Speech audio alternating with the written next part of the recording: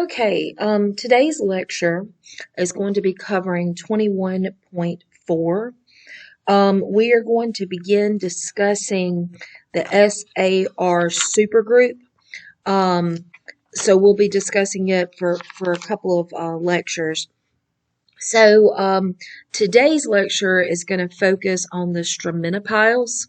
So we're going to be on page 342 in your book. So this is the most diverse of all of the Protista supergroup or Protist supergroups. Their relationships are not really easily seen, but through genetic studies, they were able to link these groups together because they said they have all been found to descend from red algae.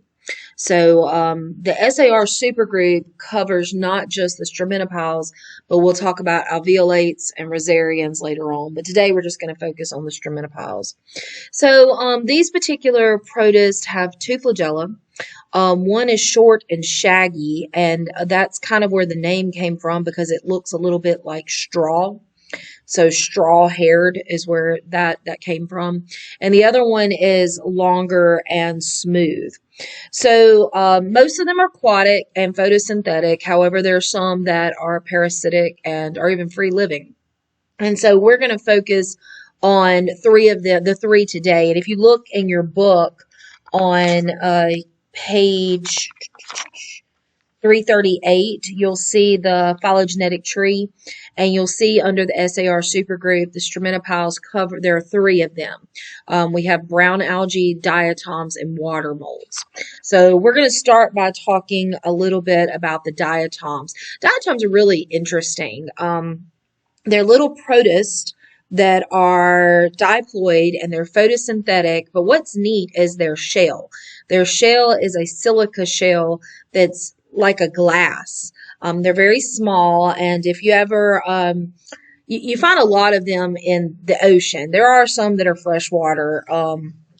We find a lot of them in the ocean though, and when you look at ocean water or large lake water, you will see these little they're almost like little clear specks, and you realize that those are diatoms because they have a very glassy shell, and after they die, that glassy shell begins to accumulate, and this diatomaceous earth is one of the things that they form. And it's basically where just a whole bunch of those shells accumulate, and now people have begun to mine that diatomaceous earth. I actually watched a YouTube clip on using diatomaceous earth or DE in your gardens because it's a really cool insecticide. It's an all-natural insecticide. So basically what happens is if you're having insect issues in your garden, you sprinkle this diatomaceous earth. And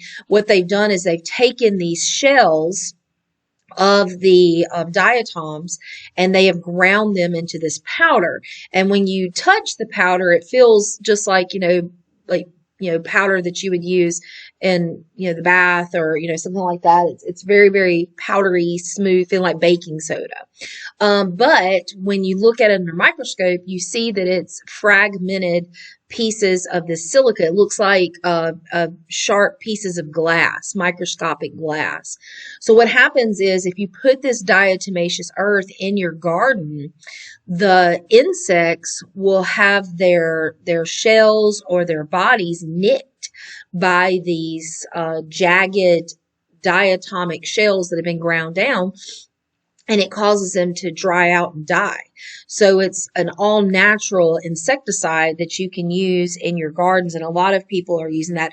They've also found the diatoms secrete or make an oil that allows them to basically float on top of the water so that way they can go through photosynthesis.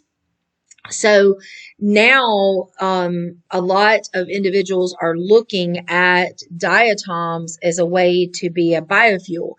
They've actually been used and transformed into petroleum in some places, but the kind of the new research is to try to figure out how to make this a better biofuel that we could use.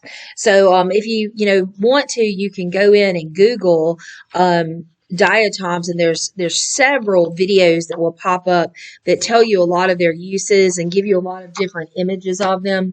It's a really neat little protist. So the next one we're going to talk about is brown algae, and we actually discussed this a little bit in class on the first day when we were discussing seaweed, kelp, and specifically. So this is a multi-celled protist.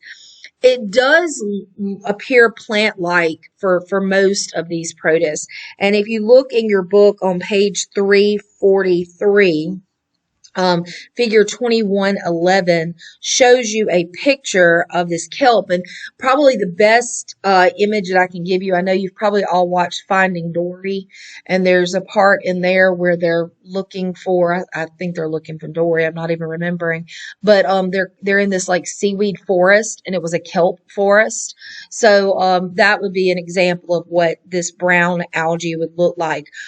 We find it in specific coastal waters. And they have these little air sacs within the leaves and within the stem that allow it to stay buoyant, so that way it can grow up.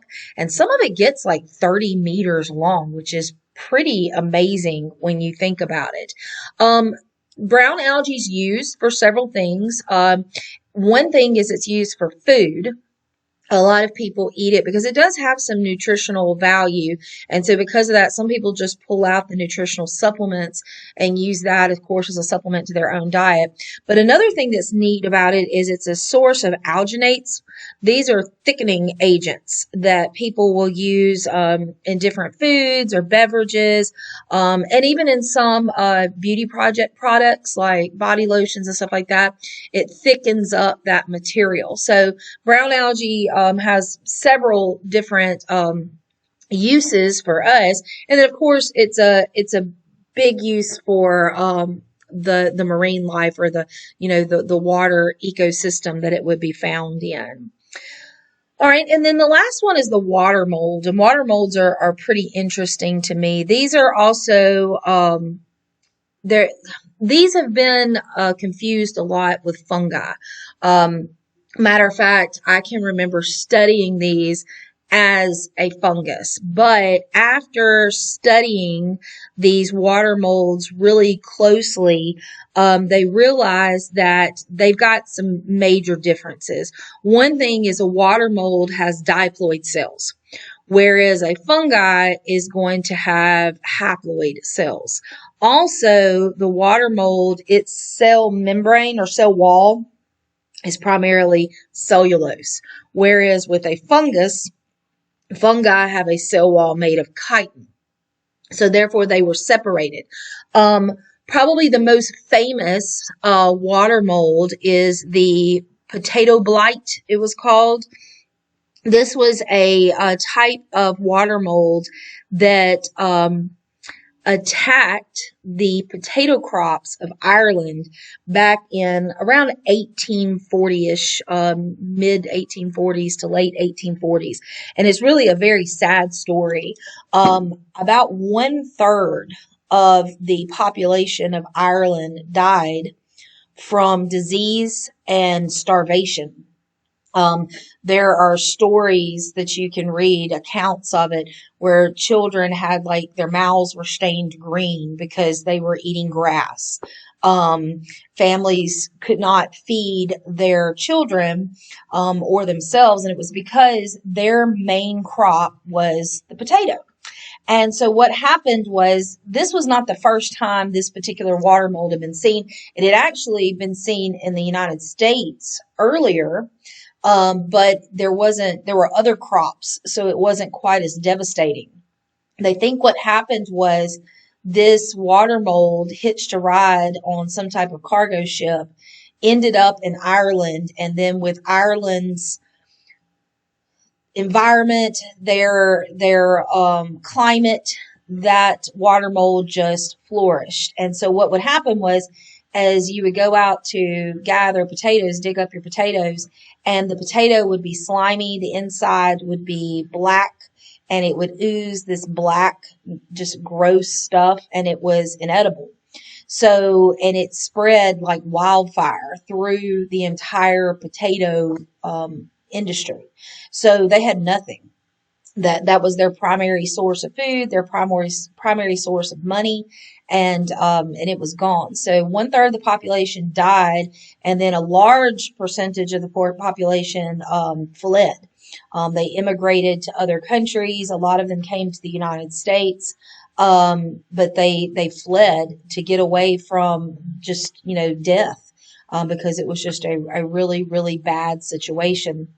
Water molds basically are decomposers in aquatic habitats, but some of them can be parasitic. And we still see water molds, and they still cause problems in crops every year. It's your book says it's estimated that about $5 billion are lost every year because of water molds attacking some type of agriculture. Matter of fact, your book also discussed, and I looked this up a little bit too and read a little bit about it. There is an outbreak, what's called sudden oak death, and it's a water mold that has attacked a lot of the forests, the natural forests there in California and Oregon. And what's so bad is it can just spread so easily to healthy organisms and causes so many problems. This is a picture of a water mold that you'll see on this fish right here. And all of these are Stramenopiles. So diatoms, brown algae, and water molds. So that's it for 21.4. We will move into the A of the SAR group in the next lecture. I would highly suggest, if you don't know a lot about it, I would look up and research a little bit about diatoms. And I would also, if you don't know exactly what they look like, maybe look up brown algae. But really, you ought to look up the Great Potato Famine of Ireland. And when you watch the videos or read about it, a lot of them are going to say that it was a fungus. And that was because at the time it was thought to be a fungus, but now because of better research, we know that it was actually a water mold. So I hope you enjoy. If you have any questions, feel free to email me.